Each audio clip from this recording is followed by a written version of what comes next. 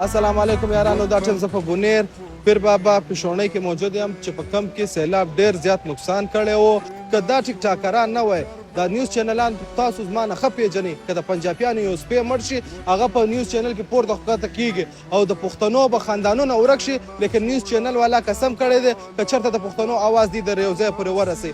همدغه ټیک ټاکرانو چې دغه علاقې چې موږ راغلي 2 ورځې سفر مې کړی دی، دې ځای ته را رسېدلي و، د دغه علاقو اواز یې دنیا ته ورسوه او د دنیا نه الحمدلله امداد راغی چې په کوم ځای کې 100 روپۍ لګېدې، د 1000 روپۍ امداد راغلی دی. مزید په دا ځای کې صرف او صرف د حکومت کار پاتې دی چې د دې ځای کې انټرنیټ بحاله کړي، بجلۍ بحاله کړي، ټول نه ضروري شي. صفا اوبه دلته هېڅ انتظام نشته. دا غټ غټې د کم ځای نه راغلي دي، زموږ سر نه به خلاصېږي. مخامخ چې موږ غرو ته ګورو دومره غټ خو موږ ته نه ښکاري. مخامخ کلاوډ بس شوی دی، د هغه ځای نه دا ګټې وایي راغلي دي. نو موږ چې ورته ګورو دا ګټې خو د هغه ځای نه دا دومره غټ راغلي دي.